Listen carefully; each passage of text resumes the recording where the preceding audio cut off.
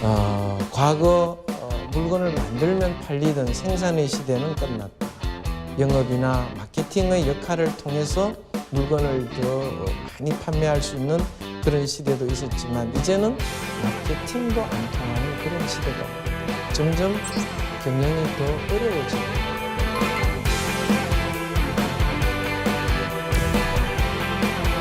지금 구매의 시대가 왔다. 구매가 점점 더 중요해지고 있다. 내가 이 길을 가고 싶다.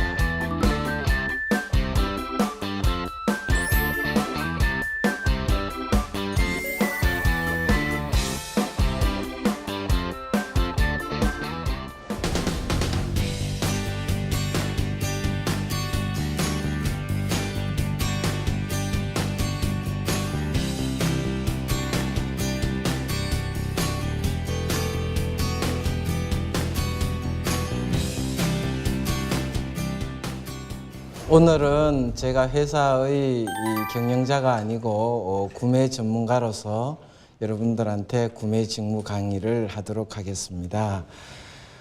저는 오늘 강의 주제를 최고 구매 전문가를 꿈꿔라 이런 내용으로 여러분들한테 강의를 하도록 하겠습니다. 구매는 무엇인가 한번 살펴보도록 하겠습니다.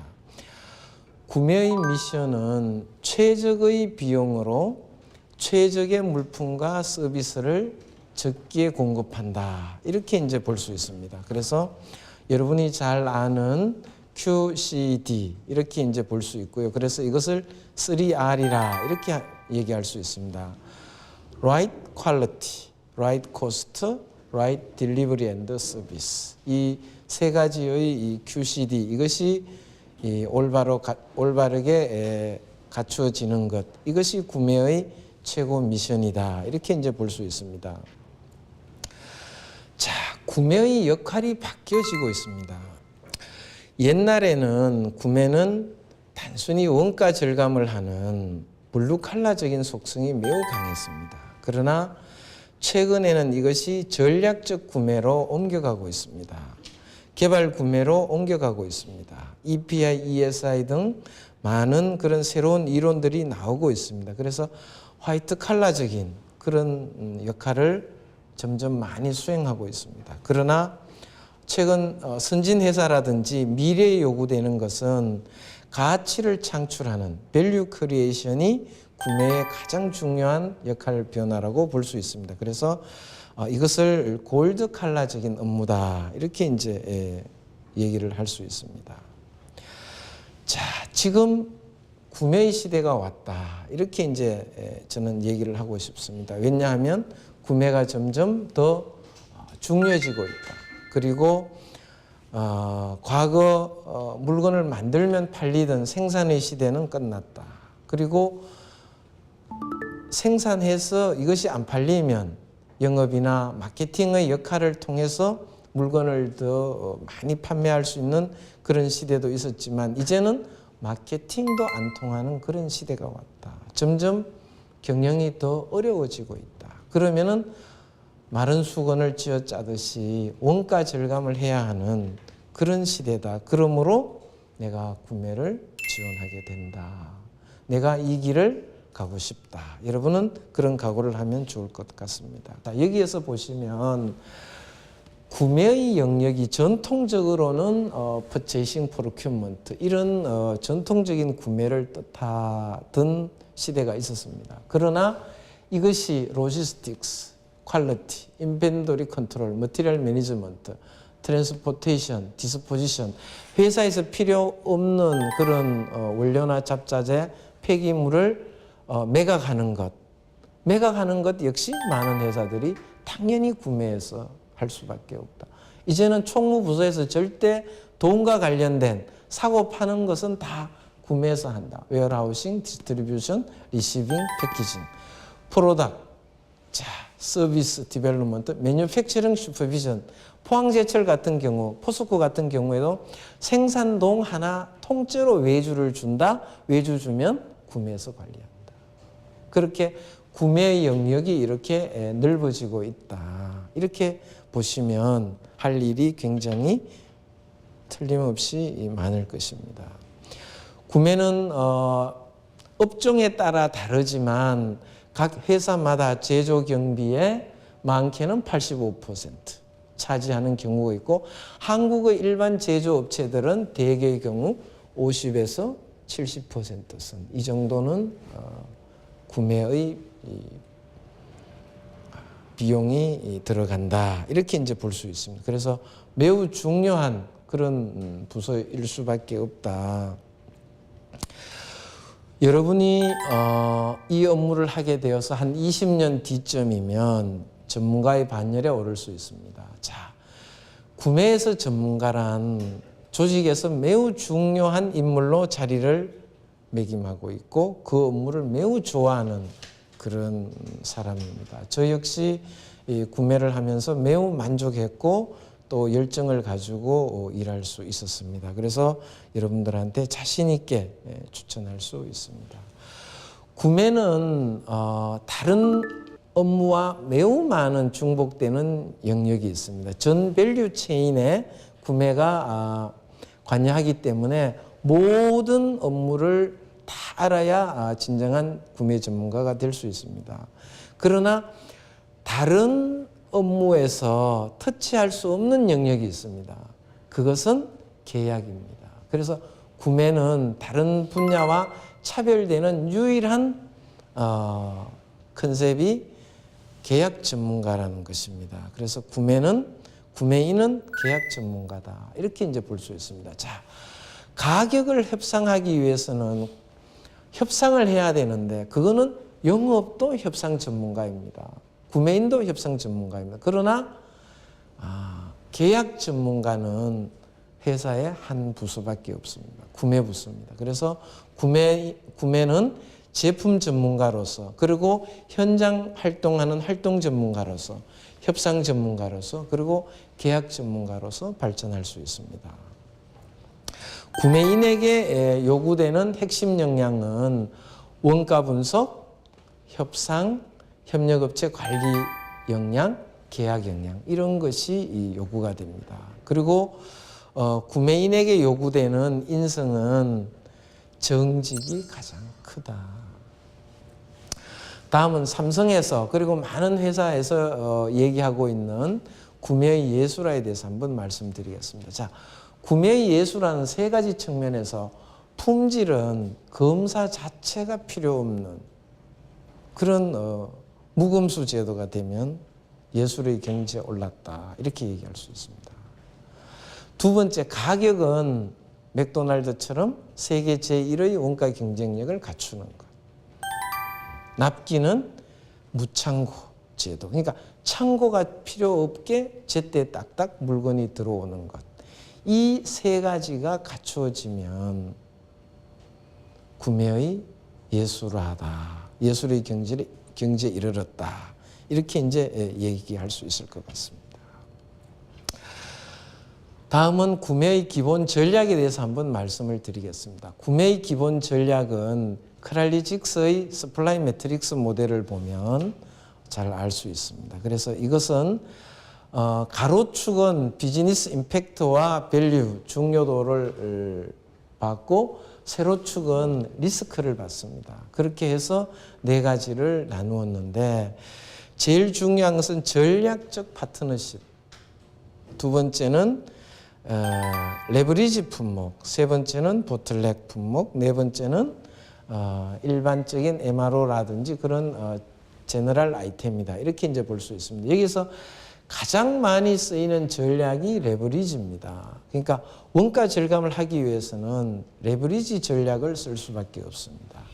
여기에 해당되는 품목이 일반적인 코모디티는 레버리지 전략을 쓸 수가 있습니다. 그러니까 이미 선물 시장에 나와 있는 상품이라든지 또 포장재라든지 규격이 명확한 이런 상품들은 레버리지 품목으로서 입찰을 통해서 원가 절감을 할 수 있는 그런 품목이 되겠습니다. 그 다음에 이 보틀넥 품목은 리스크가 큰 품목입니다. 그러니까 협력업체가 지구상에 하나밖에 없다. 그럴 때는 구매자가 오히려 어려움에 처할 수 있습니다. 이런 것은 보틀넥 품목이라 볼 수 있습니다. 이 경우에 구매 전략을 많이 묻습니다. 그러니까 이런 어려운 품목일 때 어떻게 조달을 하겠는가. 자, 저것 가지고 많은 질문을 여러분 받을 것입니다. 왜냐하면 일본에 지진이 났다. 협력업체는 거기 하나밖에 없다. 어떡할래? 또 모노폴리. 이 협력업체가 하나밖에 없는 상태에서 그 업체가 가격 인상을 30%를 요구한다. 어떡할래? 이것이 반드시 나오게 되는 그런 질문입니다. 그래서 이것에 대해서 현명하게 준비해서 답을 하면 좋을 것 같습니다. 다음에는 구매를 시작하는 첫 단계입니다. 자, 구매를 시작하게 되면 물건을 외부에서 조달할 건가 자체 생산할 건가 그것을 결정해야 됩니다. 그것이 구매 용어로는 make or buy입니다. 그래서 우리가 핵심 역량을 갖고 있다. 이것이 혹은 우리 회사의 핵심 역량이다. 그러면 외주 주기가 쉽지가 않다. 핵심 역량은 외주 줄 수 있는 사항이 아니다. 품목이 아니다. 두 번째는 원가 측면에서 우리가 직접 하는 것이 경쟁력이 있을 때는 외주 줄 필요가 없는 거죠. 우리가 직접 할 수 있죠. 생산 능력이 우리가 되면 우리가 하는 거고 외주를 주는 것이 유리할 때는 우리가 캐파가 부족하면 외주 주는데 계절성 상품이 있습니다. 아이스크림이다. 그러면 여름철에 많이 나가요. 그러니까 아이스크림 공장이 여름철에 그 한철 장사를 위해서 설비 투자를 많이 할 수가 없어요. 그러면 방법이 두 가지입니다. 겨울철부터 생산을 시작합니다. 그래도 모자라면 날씨가 작년처럼 더우면 외주 줄 수밖에 없다. 그렇게 이제 볼 수가 있습니다.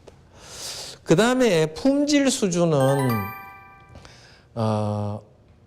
품질에 따라서 우리가 직접 하는 것이 유리한 건지 아니면 외주 주는 것이 전문 업체에 외주 주는 것이 유리한 건지. 자, 애플 그 핸드폰에 들어가는 그 카메라는 LG 이노텍에서 만듭니다. 왜? 애플이 만드는 것보다 이노텍이 더 전문가입니다. 그래서 외주 주는 것이 더 나을 경우 품질에서 그때 외주를 준다. 또 노사 문제. 외주를 주면 내부 직원들을 어떻게 해야 될 건지 이런 문제가 생길 수 있습니다. 그래서 그런 것을 감안해서 외주를 줄 건지 직접 할 건지를 결정하게 됩니다. 다음에 정보 보안 문제입니다. 정보 시스템, 보안 시스템, 통화 시스템. 이번에 미국의 그 화웨이 사건을 보면 이것을 타국의 업체한테 외주 줄 거냐 말 거냐 이런 고민을 할 수밖에 없는 그런 것입니다. 그래서 메이커와 바이에서는 핵심 역량, 원가 측면, 생산 능력, 품질 수준, 노사 문제, 정보 보안 문제 이런 6가지 사항을 고려해서 여러분들이 일을 할 때 처리하면 좋을 것 같습니다. 다음은 SRM에 대해서 설명을 드리겠습니다. SRM은 Supplier Relationship Management입니다. 자, 많은 질문들이 여기에서 나옵니다. 그래서 협력업체를 선정하고 그 사유를 설명하라.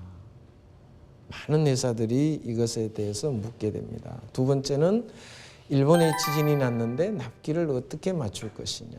세 번째는 단독 공급업체가 있는데 가격을 올리면 어떻게 방어하겠는가. 이런 질문이 나올 수 있습니다. 그래서 이 3가지에 대해서 어떻게 하면 좋을지 여러분들이 잘 생각할 필요가 있고 팁을 좀 드리자면 구매의 3요소가 QCD라고 설명을 했는데 이 3가지를 가중치를 넣어서 여러분들이 설명을 하면 될 것 같습니다. 그래서 그 가중치를 여러분들이 임의로 넣을 것이 아니라 회사의 경영 방침 이것을 보면서 그 회사 원래 경영 전략이 원가 경쟁력 확보다. 이러면은 가격에 비중을 좀 더 주면 될 것입니다. 그 다음에 그 회사의 경영 철학이 품질 경영이다. 그렇게 강조하시면 품질에다가 높은 점수를 주면 될 것으로 생각이 됩니다. 그러나 QCD 이것 3개 외에도 지문을 자세히 읽어보면 협조도라는 것을 발견할 수 있습니다. 그래서 이 R은 relationship 혹은 responsiveness, 대응력이죠. 그 다음에 risk. 이런 QCDR 이 4가지를 가지고 여러분들이 이 문제를 풀면 충분히 감당할 수 있을 걸로 생각이 됩니다. 이론적으로는 협력업체 관리의 가장 큰 문제는 납기입니다. 구매인을 가장 괴롭히는 것은 복수응답 기준으로 조사를 했더니 제일 큰 문제가 납기입니다. 납기. 그래서 납기가 구매인을 가장 괴롭힌다. 이렇게 이제 볼 수 있습니다. 자, 다음은 원가 절감에 대해서 말씀을 드리겠습니다. 구매의 가장 중요한 과정 중에 하나가 원가 절감입니다. 자, 원가 절감을 할 수 있는 현대 가장 최신의 이론은 카테고리 매니지먼트입니다. 카테고리 매니지먼트를 할 수 있는 방법은 첫째 볼륨 프라이싱입니다. 둘째는 글로벌 소싱을 강화하는 것입니다. 그래서 카테고리 매니지먼트를 하게 되면 볼륨 프라이싱을 할 수 있습니다. 카테고리로 전 세계에 있는 소유량을 다 파악해서 한 곳에서 구매를 하기 때문에 카테고리 매니지먼트를 하면 볼륨 프라이싱에 매우 유리하다. 이렇게 이제 볼 수 있습니다. 다음은 TCO 관점입니다. 토탈 코스트 오브 오너십. 자, 토탈 코스트 오브 오너십은 자재가 들어오는 그 모든 과정에 들어가는 비용, 그리고 자재를 10년간 예를 들어 사용한다 그러면 10년 동안 소유했을 때 발생할 수 있는 모든 비용, 그 모든 비용을 비교했을 때 가장 유리한 협력업체가 어디냐, 가장 유리한 자재가 어디냐, 이것을 통해서 원가 절감하는 활동을 TCO 활동이다. 이렇게 이제 볼 수 있고요. 세 번째는 EPI와 ESI 활동입니다.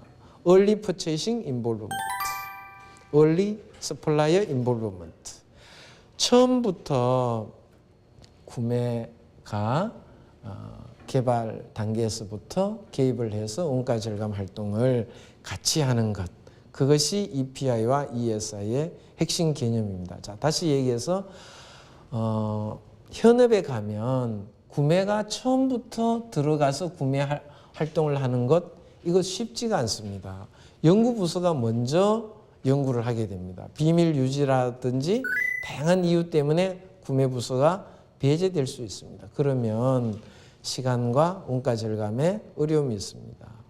그래서 여러분들이 원가 절감을 할 수 있는 세 번째 방안은 개발 단계부터 구매가 활동에 참여하는 것. EPI와 ESI 활동이다. 이렇게 이제 보면 되고요. 개발 단계에서 구매는 들어가는데 외부 협력업체까지 끌어들인다? 그러면 그것이 ESI가 되는 것입니다. ESI를 하게 되면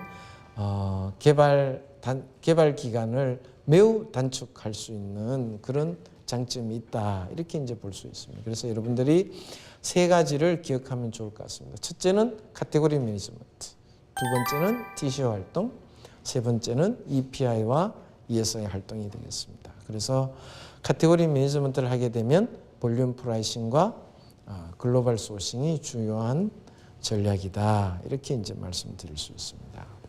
다음은 협상에 대해서 말씀을 드리도록 하겠습니다. 협상은 세 가지 요소가 있습니다. 힘, 정보, 시간입니다. 이것은 허브 코헨 협상의 법칙에 나오는 이론입니다. 그래서 협상에서 영향을 발휘할 수 있는 정도를 힘이라 얘기하고, 구매 협상에 연관된 여러 가지 정보의 양 및 깊이를 정보라 이렇게 개념을 지을 수 있고, 구매 협상에 연관된 시간적 고려 사항이 시간이라고 정의할 수 있습니다. 그래서 협상의 3요소는 힘, 정보, 시간이다. 그래서 여러분들이 힘을 올릴 수 있는 방안을 연구를 해야 되고 또 정보를 많이 확보할 수 있는 그렇게 하면 협상력을 올릴 수 있다. 그리고 내가 시간에 쫓기지 않아야 한다. 그렇게 하면 여러분이 협상에 유리한 고지를 점할 수 있다. 자, 협상에서 가장 중요한 것이 무엇이냐? 이렇게 묻는다면 협상은 첫째도, 둘째도, 셋째도 목표 설정이다.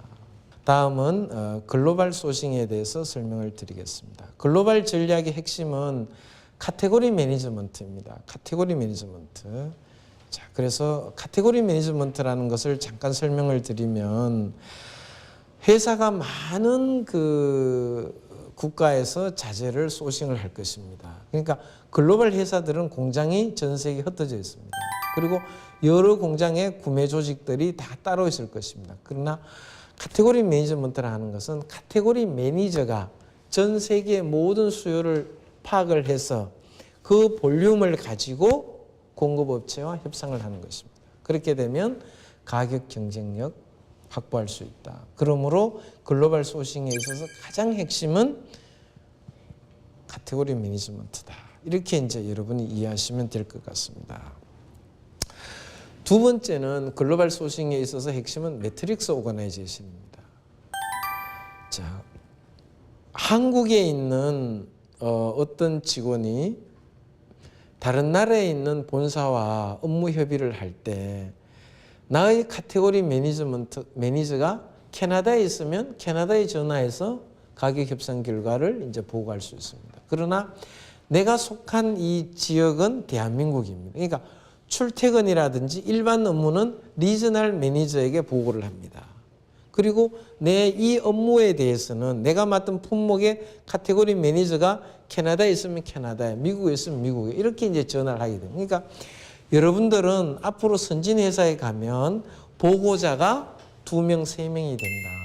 그것을 매트릭스 오거나이제이션을 합니다. 다음은 국제 물품 구매 시에 국제 조약에 대해서 좀 설명을 드리겠습니다. 국제 조약은 CISG가 있습니다. 그래서 이 CISG는 화면에 보이는 것처럼 이 7가지 주요 내용이 있습니다. 이 7가지 이 내용 중에서 여러분들이 조금 주의 깊게 알아야 하는 것은 자, CISG의 제38조와 39조입니다. 이것은 무엇인가 하면 구매를 하는 사람은 실행 가능한 단기간 내에 물품을 검사하거나 검사하게 하여야 하는 의무가 있다. 다시 말해서 제때 검품을 하지 않으면 물건을 구매한 사람이 하자 보수가 생겼을 때 클레임을 제기할 수 없는 그런 국제 조약입니다. 그러므로 물건을 입고시켰으면 빨리 검품하고 또 안 좋은 그런 불량을 발견했으면 즉시 통지하는 것이 구매자의 의무로 되어 있습니다. 이것을 지키지 않으면 손해배상 청구를 포함한 모든 물품의 부적합을 주장할 권리를 상실한다. 이렇게 이제 되어 있습니다. 그래서 여러분들은 빨리 이 검품해서 상대방에게 통지할 의무가 있다. 이것을 알면 좋을 것 같습니다. 자, 다음은 리스크 매니지먼트에 대해서 말씀드리겠습니다. 구매에서는 리스크 매니지먼트가 매우 중요합니다. 그래서 수급 리스크가 있습니다. 품질 리스크가 있습니다. 원가가 상승하는 원가 리스크가 있습니다. 이 3가지 리스크를 여하이 극복하느냐, 이것이 구매에서 매우 중요한 역할이다. 그래서 여러분들이 업무를 처리하는 방식은 첫째, 이런 리스크가 생기면 즉시 보고하고 철저히 현장 확인을 하고 그리고 신속한 조치를 취하고 또 상사 및 회사의 지시를 따라야 됩니다. 그래서 이러한 절차에 입각해서 여러분들이 업무를 처리하면 좋을 것 같습니다. 주의해야 될 것은 먼저 처리하고 사후에 보고하면 되지 않느냐. 이렇게 하면서 문제를 해결한 다음에 보고를 하고 네, 다 해결했습니다. 이렇게 여러분들이 생각할 수 있지만 회사 일은 그러면 안 된다. 문제가 생기면 즉시 보고한 다음에 업무를 처리해야 된다. 그렇게 이제 볼 수 있습니다. 다음은 입찰에 대해서 설명을 드리겠습니다. 자, 입찰은 4가지가 있습니다. 일반 경쟁 입찰, 완전 경쟁 입찰이죠. 두 번째는 지명 경쟁 입찰, 지명 경쟁 계약. 세 번째는 제한 경쟁 입찰 혹은 제한 경쟁 계약. 그리고 마지막으로는 수의 계약이 있습니다.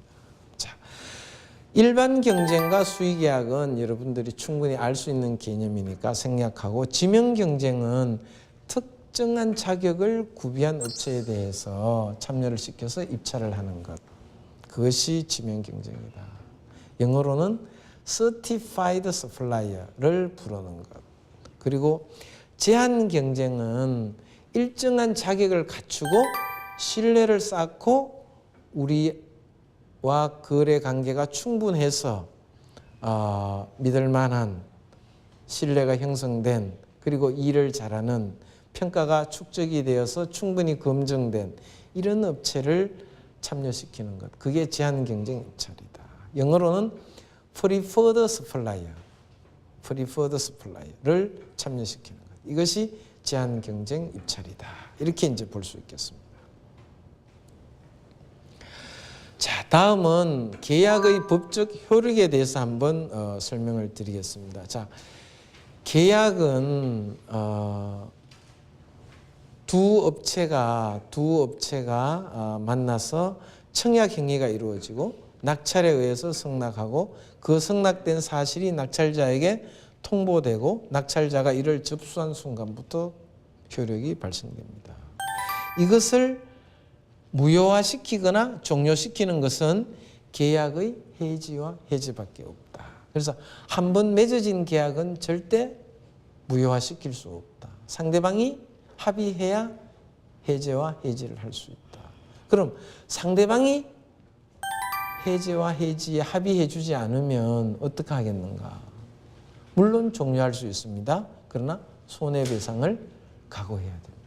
자, 해제와 해지의 차이점에 대해서 구매 전문가는 반드시 알아야 됩니다. 해지와 해지는 매우 비슷한 개념으로 쓰이지만 구매 전문가는 계약 전문가라고 했잖아요. 그래서 아주 적확하게 이 용어를 구분해서 쓸 줄 알아야 돼요.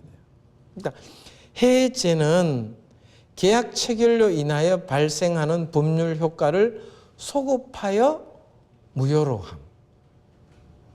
해지는 미래에 대해서 무효화시키는 거예요. 지금 이 순간 이후부터 무효화시키는 것. 이것이 엄격하게 차이가 있다. 그래서 해지와 해지는 엄격한 차이가 있습니다. 법률 용어로는, 계약에서는. 그래서 여러분은 이것을 구분해서 사용을 하셔야 되겠습니다. 다음은 MOU에 대해서 좀 설명을 드리겠습니다.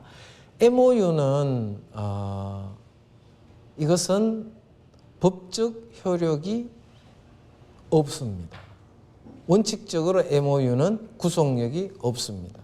그러므로 모든 MOU는 말미에 이 양해각서는 법적 구속력이 없다. 이렇게 이제 표기를 하게 됩니다. 그래서 구매 계약은 제일 처음에 서로 MOU를 교환하고 혹은 LOI, 의향서를 교환합니다. 혹은 그 전에 비밀 유지 계약을 하게 됩니다. 그것을 NDA, Non-Disclosure Agreement. 그러니까 비밀 유지 계약을 체결하게 됩니다. 그리고 이제 본 계약을 체결합니다. 자, 다음은 위약금과 위약벌에 대해서 말씀드리겠습니다. 자, 계약서에 위약금 내용과 위약벌 내용을 넣을 수 있습니다. 위약금은 감액이 가능합니다. 협상이 가능합니다. 그러나 계약서에 위약벌 얼마 이렇게 되어 있으면 위약벌은 감액이 불가능한, 조정이 불가능한 아주 엄격한 벌금 조항이다. 이렇게 이제 볼 수 있습니다. 다음은 자동계약 연장 조항에 대해서 말씀드리겠습니다. 자동계약 연장 조항은 여러분 현업에 가면 가급적 없애는 게 좋습니다. 왜냐하면 이것이 있을 경우에는 여러 가지 어려운 점이 예상이 됩니다. 관리가 쉽지 않습니다. 언제 계약했는지 그냥 1년씩 지나가 버립니다. 내가 새로운 걸 뭘 좀 집어넣고 싶거나 계약을 좀 고치고 싶은데 그냥 지나가 버릴 수 있습니다. 그래서 회사에서 공통적으로 연말이면 연말 딱 정해놓고 전 계약을 새로 작성하는 것이 매우 필요한 사항이다. 이렇게 이제 말씀드릴 수 있습니다. 다음은 구매의 사회적 책임에 대해서 설명드리겠습니다. 구매의 사회적 책임은 최근에 CSR과 CSV 이런 개념으로 많이 나와 있습니다. 구매의 사회적 책임은 첫째, 공급자를 육성을 해야 됩니다. 공급자를 잡아먹어서는 안 됩니다. 육성을 해야 됩니다. 두 번째는 구매에서 법과 윤리를 지켜야 됩니다. 그리고 건전한 재무관리를 해야 됩니다. 안전한 작업 환경이 되도록 관리를 해야 됩니다. 그리고 친환경적인 구매를 해야 된다. 이것이 구매의 사회적 책임이다. 이렇게 말씀드릴 수 있습니다.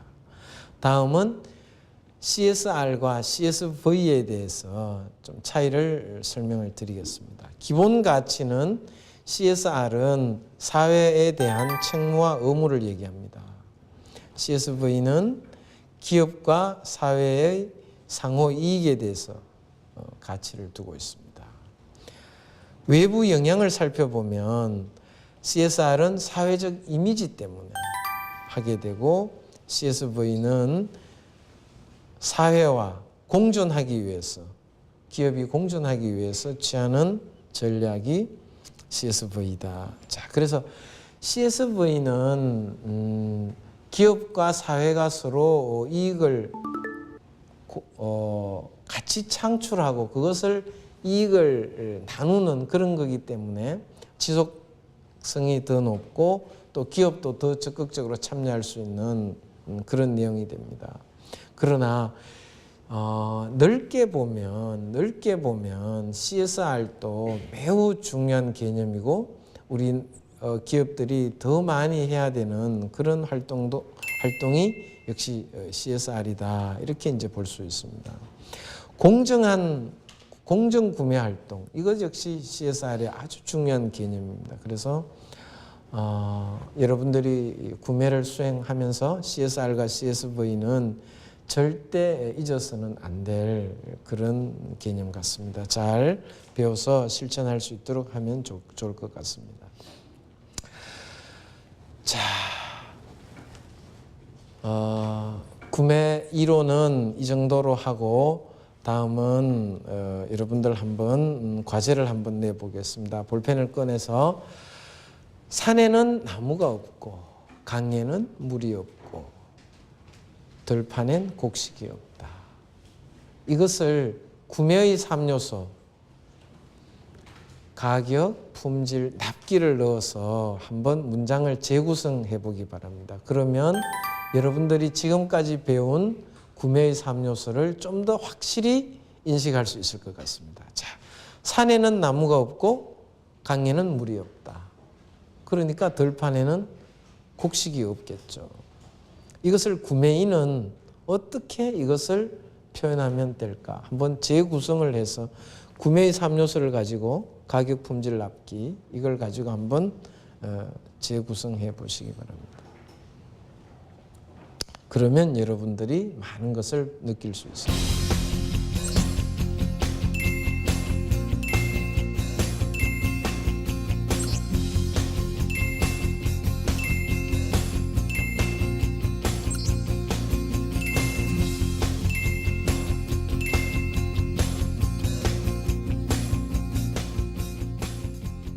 여러분들 구매 전문가로 성장하셔서 대한민국을 떠받드는 그런 인재로 커 가주기를 바라겠습니다.